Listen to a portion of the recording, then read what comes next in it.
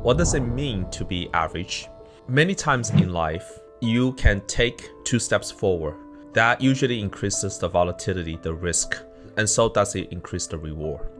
Or you can take a step backwards, and that usually increases safety, and that increases the comfort level. Hello, my name is Perry Zhang. I'm the founder and CEO of Pallas. Pallas is a Y Combinator-backed startup that helps you invest in real estate syndications passively. It's a LinkedIn for real estate investing. Today, I want to talk about a very interesting topic, which is the concept of being average, or the mindset of being average. Being average is basically a series of micro decisions that cause someone to think in average terms and to not take risks and be basically staying in their comfort zone. Give a classic example. When a child is born, their potential is unlimited.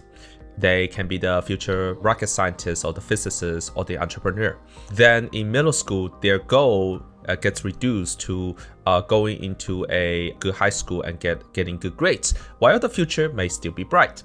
Then when they're in high school, their goal is to get into any college, a good college. Then during college, their goal gets reduced to getting a good job or a cushy job. And then after getting a job, then their life mission becomes settling down and having a family. Now, there's definitely nothing wrong with that, but what happened to the rocket scientist and the physicist and the entrepreneur? That is the child.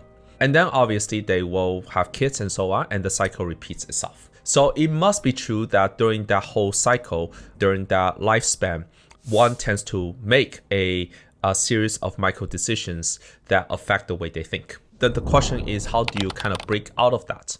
Now, this is really relevant to real estate syndications, because real estate syndications, especially being a general partner, the people that are attracted to being a general partner are kind of have the entrepreneurial DNA, because you have to make things happen. You may have to do away with the status quo, and then you partner with folks, you will make things happen, and so that takes a lot of work. Another example of being average, which is super fascinating, is, and this is not something, I'm especially proud of or anything. I remember when my parents had a restaurant. At any month when the business is not going well, they will make a comment of the sort that, oh, it's April, the business is not going well because they just finished paying taxes on March, so people don't have enough money.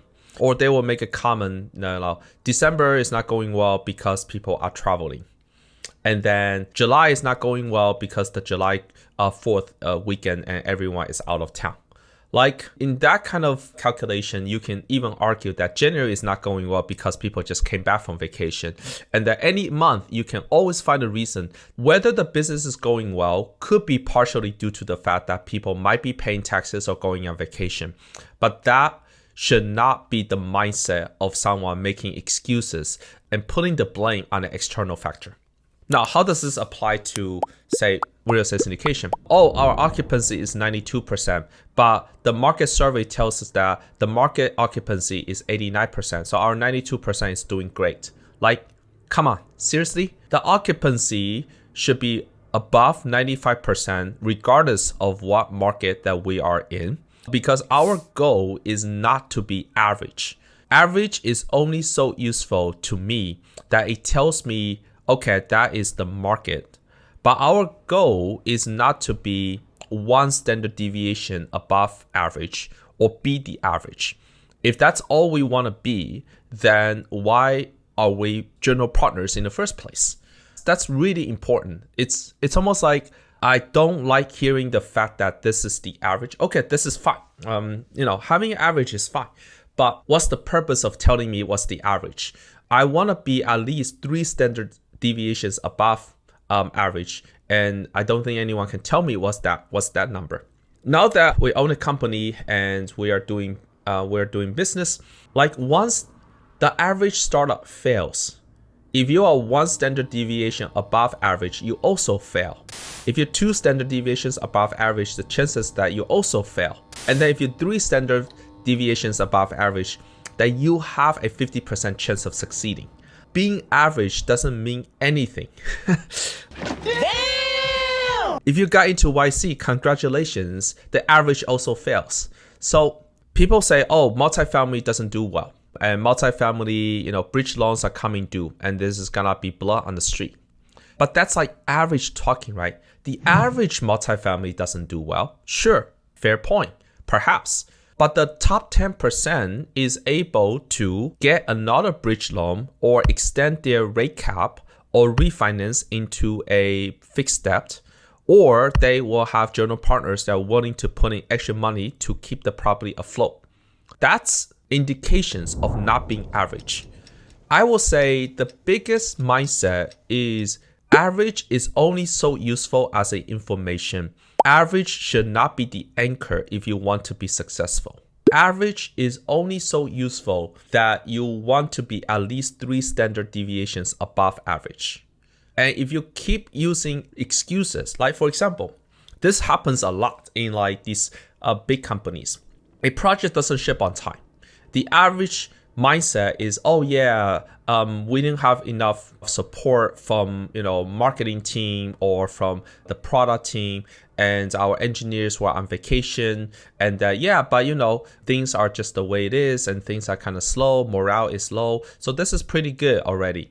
Like, if you make that statement, it will have a ripple effect throughout the entire organization. If you make that statement in your general partnership team, not that our general partnership team does this, it will cause everyone to accept average.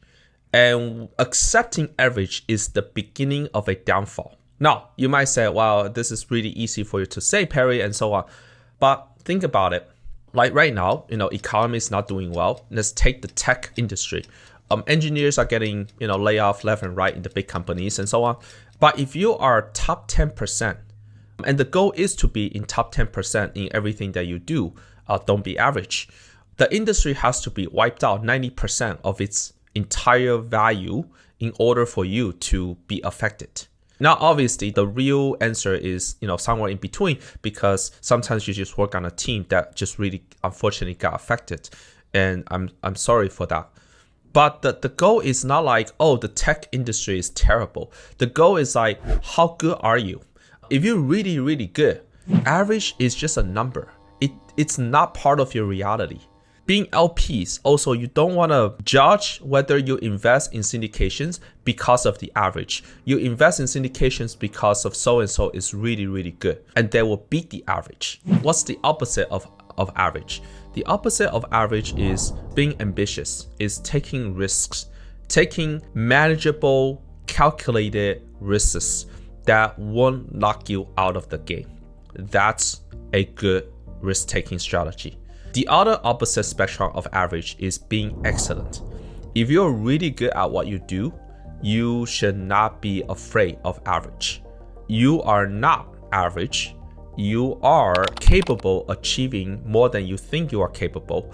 So don't use average or groupthink to dictate your life decisions. I hope this is useful. I think this is a personal rant on average, or the danger of having an average mindset. So thank you so much for watching, and happy investing.